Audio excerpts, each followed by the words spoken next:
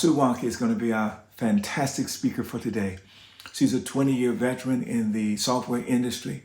She's currently the Senior Director of Experience Content for the Salesforce Corporation, one of the largest corporations in the world.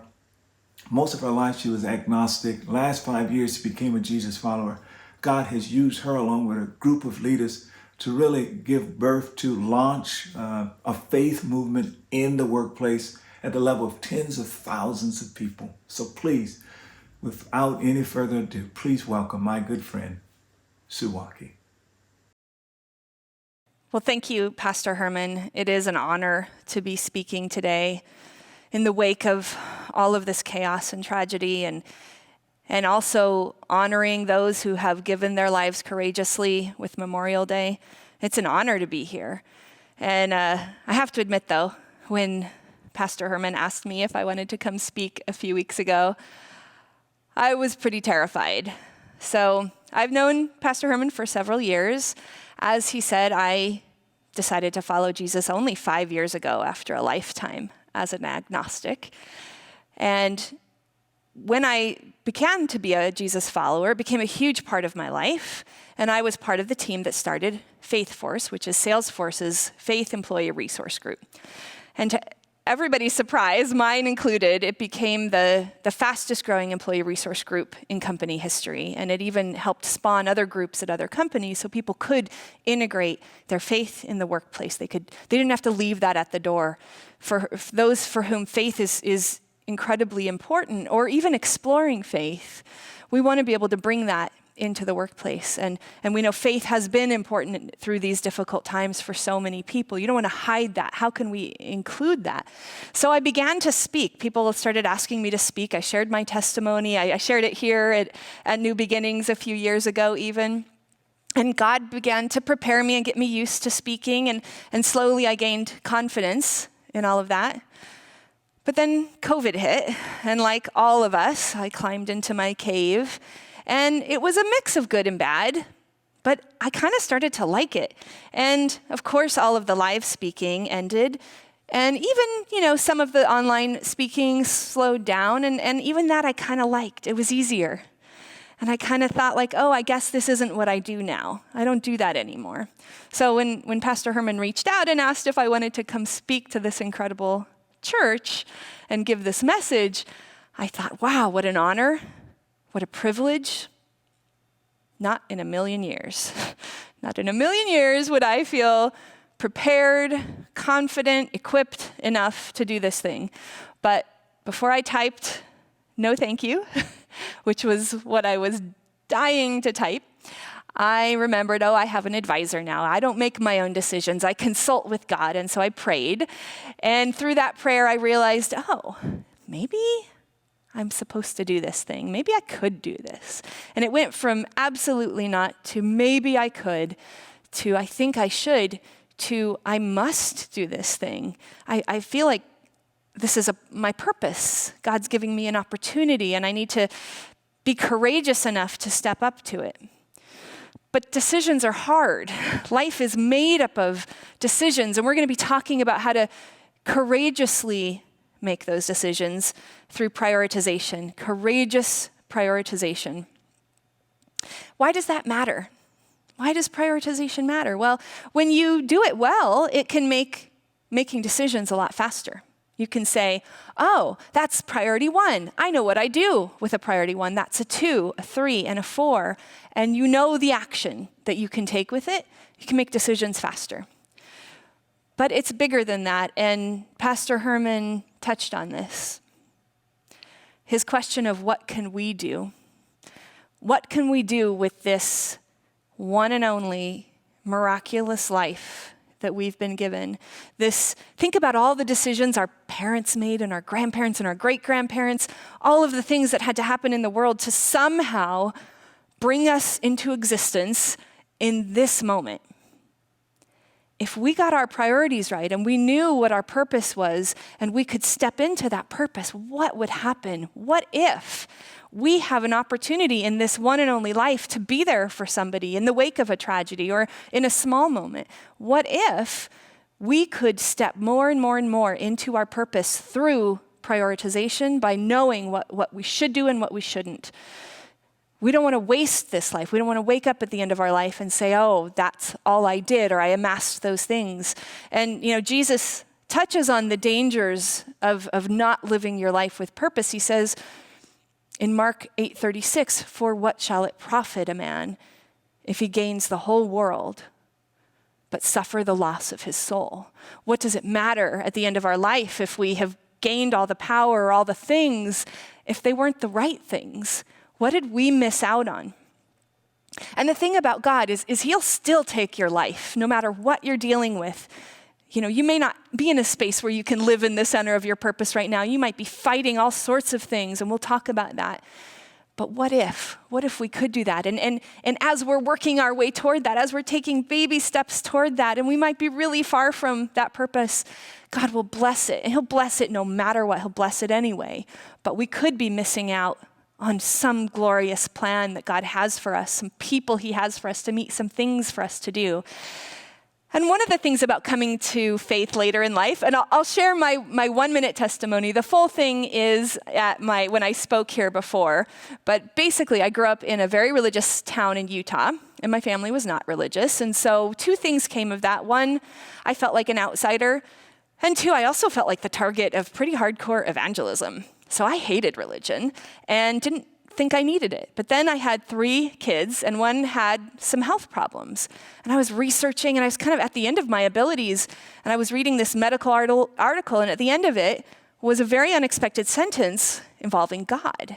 The doctor had written, "Don't discount God in your healing. God can be part of it all." And that was the first time in my life that I was open to those 3 little letters, G-O-D. And you might be in that place right now.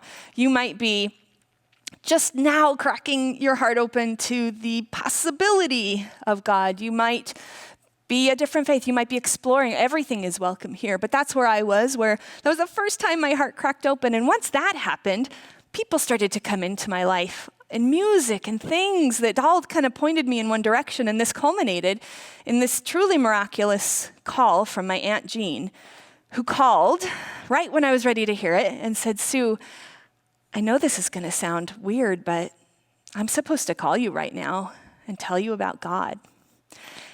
And it proceeded to be the most profound 30 minutes of my life. Just a beautiful sharing of what Jesus meant to her in her life.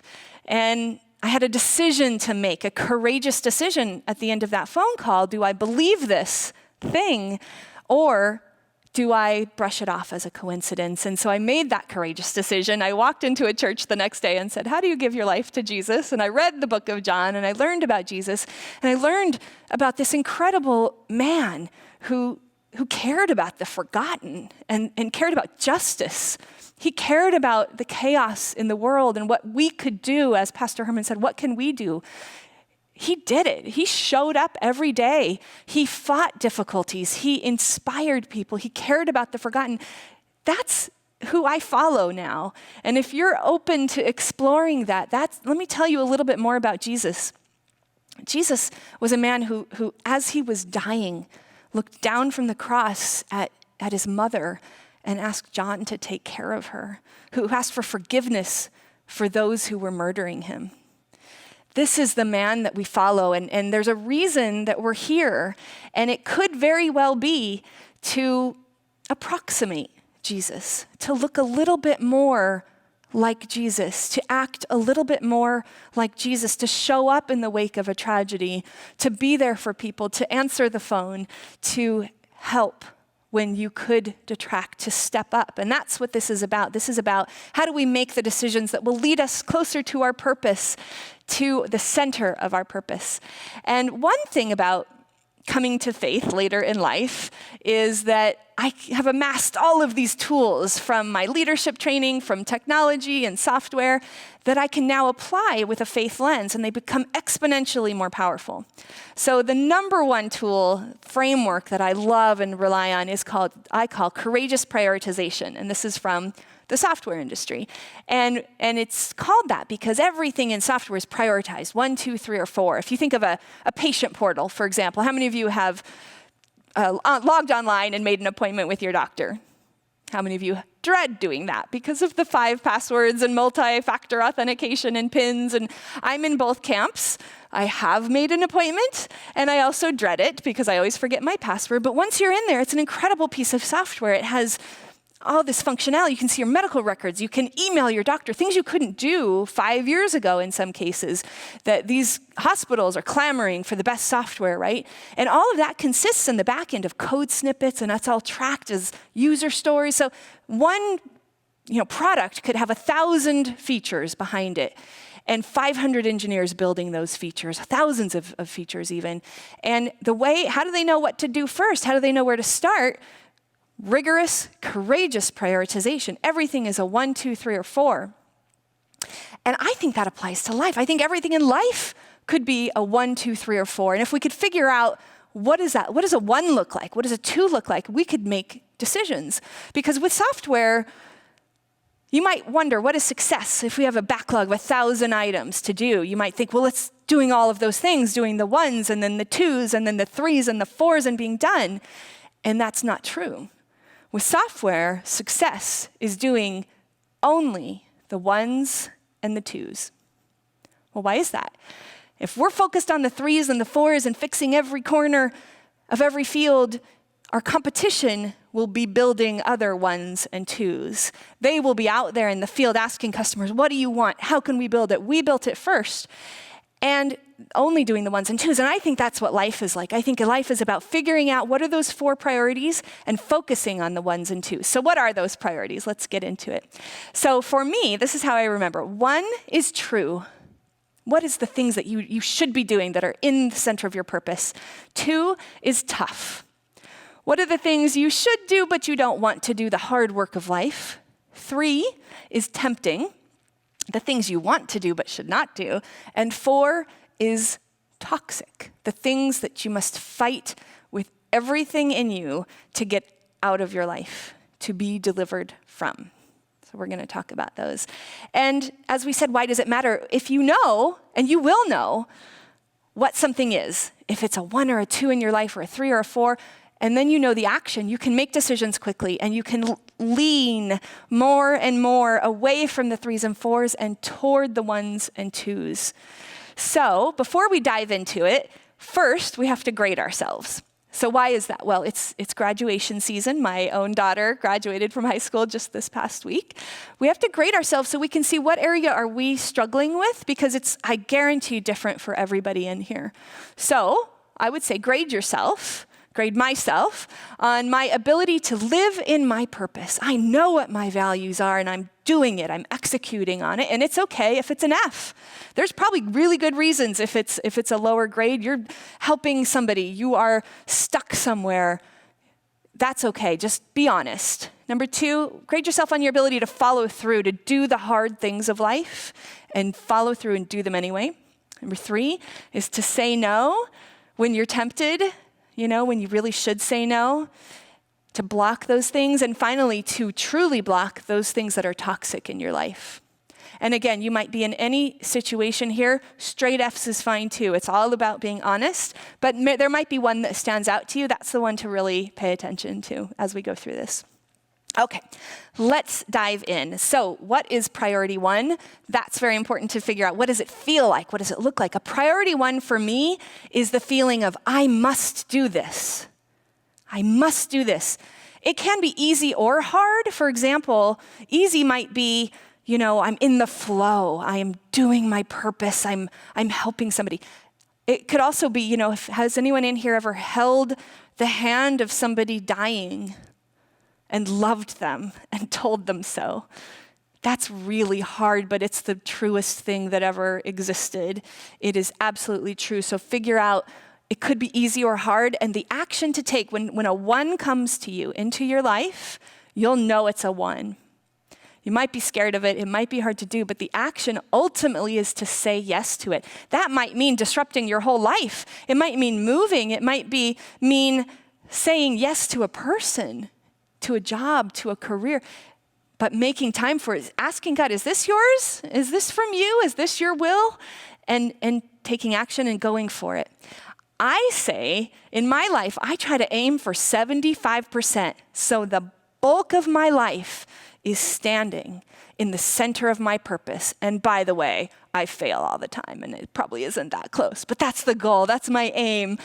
What would a life be like? 75% of your time standing in your purpose, doing what you were here on earth, the miraculous life that you have, doing what you're supposed to be doing it now, not doing it 20 years from now, but now showing up. What could we do? You know, when I try to think of these things, I always pray. I pray the Lord's Prayer to remember all the different elements. How will I know if it's a true? Well, I just pray. I pray in the morning with my dog next to me, Cooper, on my little beige couch in the front room. I pray, and I pray the Lord's Prayer. And God says in Matthew 6:10, your kingdom come, your will be done on earth. And you might just be exploring faith, but what if? What if you could ask God, what is your will? Not just for my life, but for every single day. What if you could sit on your couch and look at your calendar with God, imagine Jesus right next to you, and you say, okay, well, what are these meetings actually about? Maybe I'm supposed to thank somebody. Maybe I'm supposed to make somebody feel heard. Maybe I am supposed to solve a really hard problem. Maybe you're in the grocery store and maybe you could compliment somebody. Maybe you could just remind somebody, you know, you can call me day or night, I am here for you. Whatever your purpose is, God will tell you in that prayer time. Look at your calendar, think about your day. People will come to mind. I'll think, oh, I got to text my sister and tell her I love her. Things like that will come to mind about what your purpose is. It'll come to you in bite-sized pieces. So that is really important.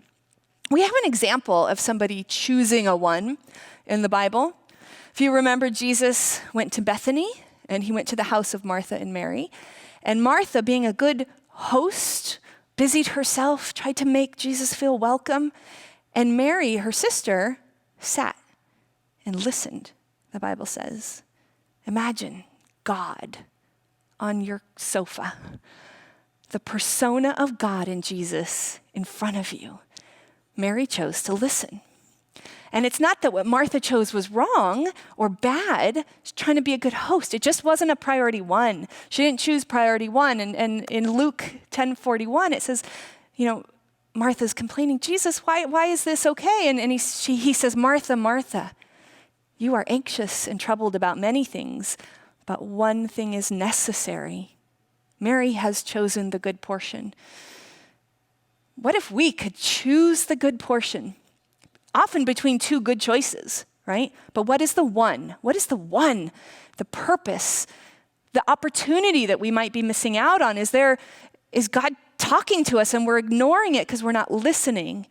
What if we knew what our purpose was and could step into it on a daily basis?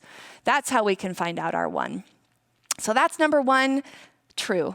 Number two, it's called tough. These are still important. These are still the things that need to be done. It turns out Martha was doing it too. She was doing the tough things, cleaning up the house, serving. Those are good things to do. In that moment, it would have been better to sit and listen to God, but tough are often things we have to do every single day, cleaning up our room. For me, it's studying. So it turns out my master's degree in poetry didn't exactly prepare me for the real world. So I have to compensate by studying the complex things every week that my team is writing about, so I understand.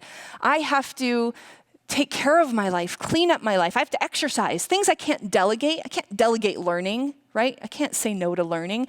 If I want to be able to luxuriate and step into the ones, I have to do the twos every single day. What are the things in our life, studying, working, taking care of things? I have a nephew with 3 kids under the age of 7 and 2 jobs.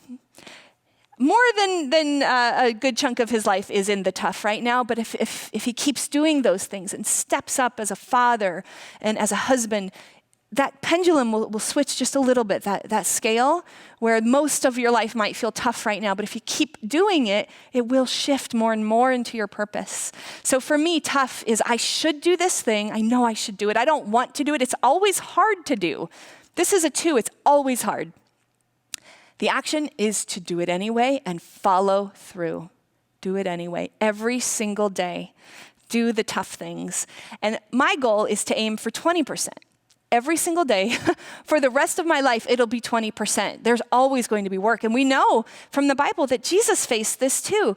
You know, he's the best model we have for somebody waking up and doing it anyway, doing it. And, you know, the thing I use, so I'm an online churchgoer. I got really used to that. I like it a lot. I clean my dishes while I'm listening to Pastor Herman.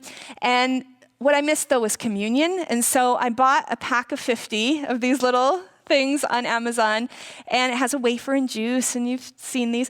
And I think about when I take the wafer out, and I do it a couple times a week, I think about Jesus' life. With the juice, I think about his death, but with the wafer, I think about his life, his body, how he woke up, and he did the things God asked him to do even when he was tired. We know he was tired, even when he was overwhelmed, and even when he was scared. We know in the Garden of Gethsemane that he was scared. He said, please, take this cup from me, but he did it anyway. What could we do anyway? What could we sacrifice for this life? As gratitude, as acknowledgement that, God, you allow me to be here. It's not for my joy. It's not for my money.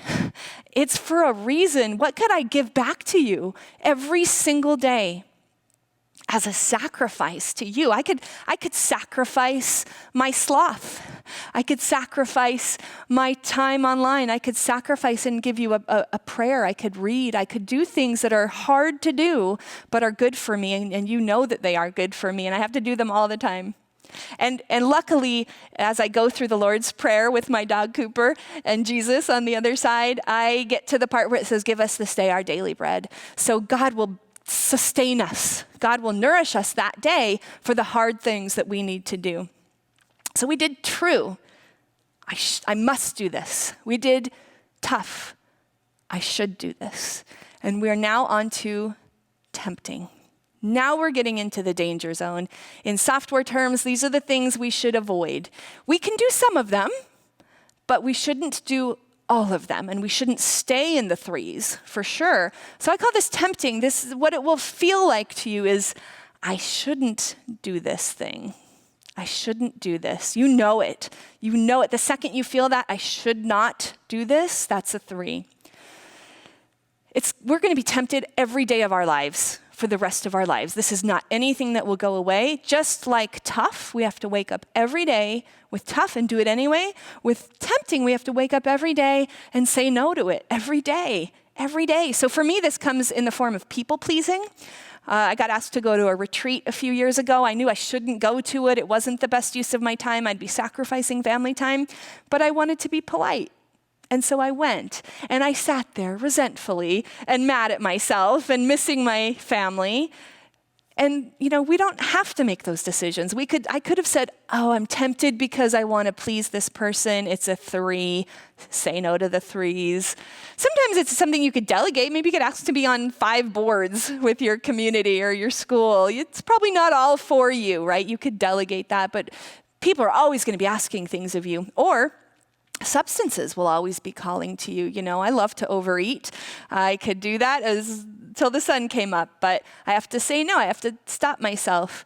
It could be people or it could be things that are tempting you, but you'll know what your temptation is. You'll know when you have that feeling, I shouldn't do this, and you should say no. And when you do, forgive yourself. Forgive yourself for all the times that you will mess up and that you will forget and you'll give in to a temptation. Temptations aren't the end of the world.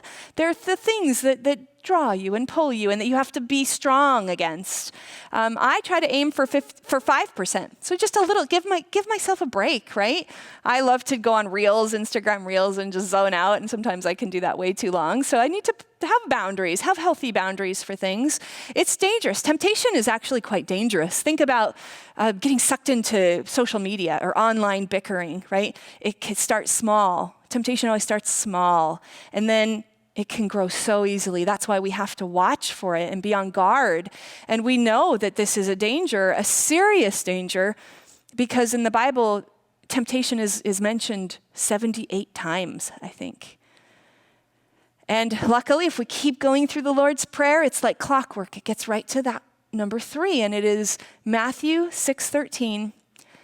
Lead us not into temptation. And if you pray that on a daily basis, you'll think ahead, what are my temptations today? I'm tempted to say yes to this. I'm tempted to give in to this.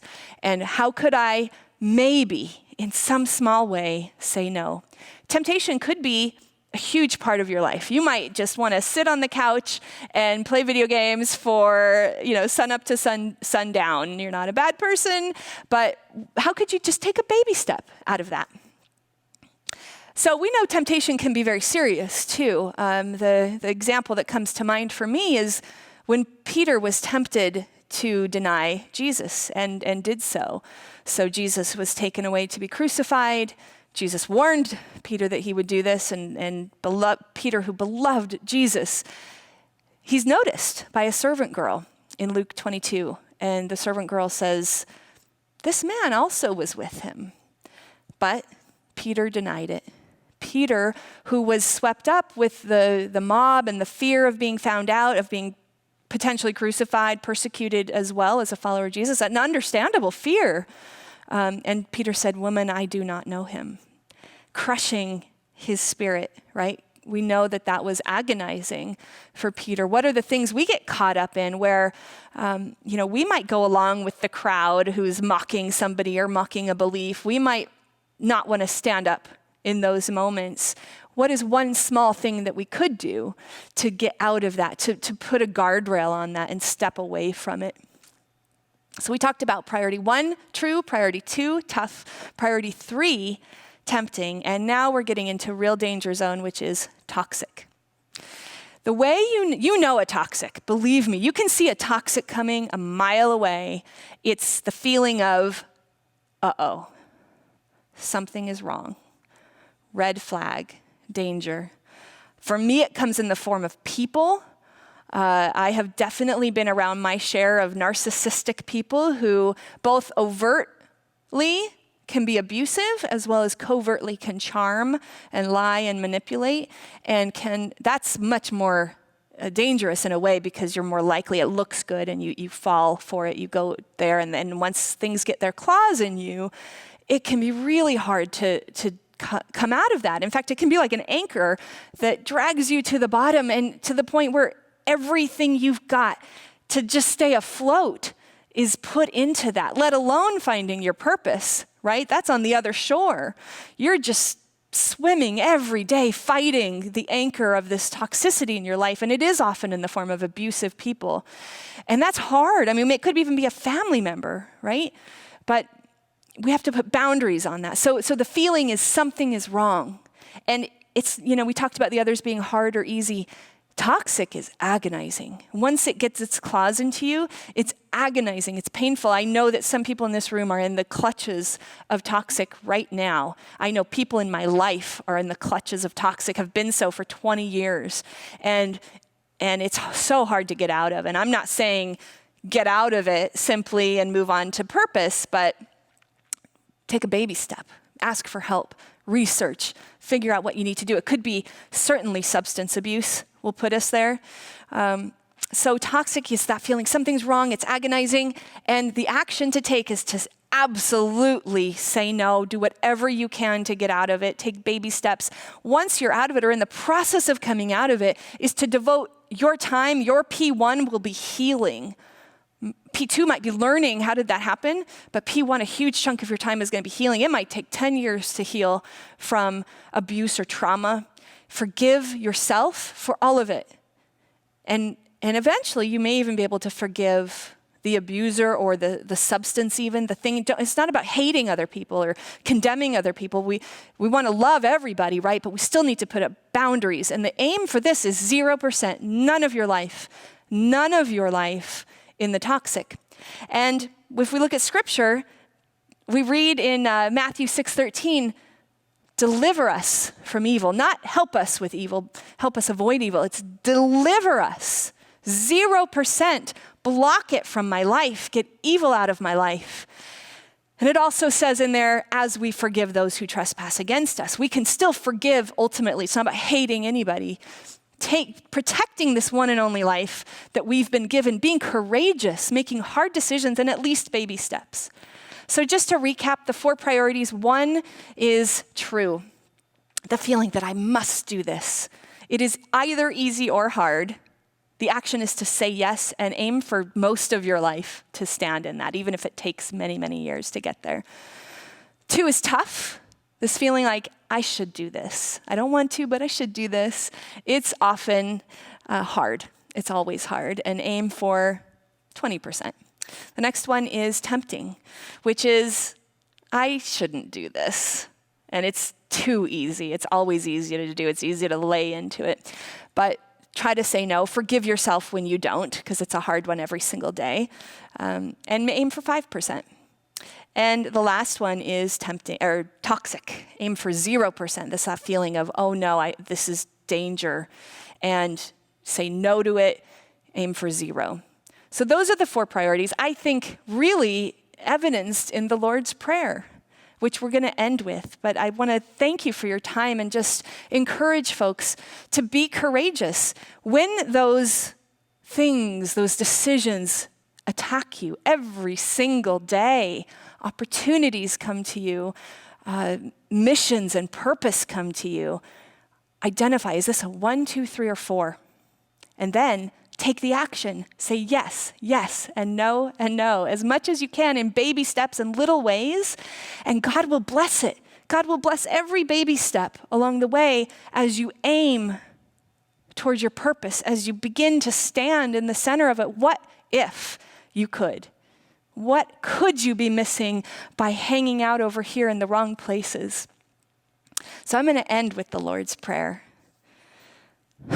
Our Father who art in heaven, hallowed be thy name. Thy kingdom come. Thy will be done on earth as it is in heaven. Give us this day our daily bread, and forgive us for our trespasses, as we forgive those who trespass against us. And lead us not into temptation, but deliver us from evil.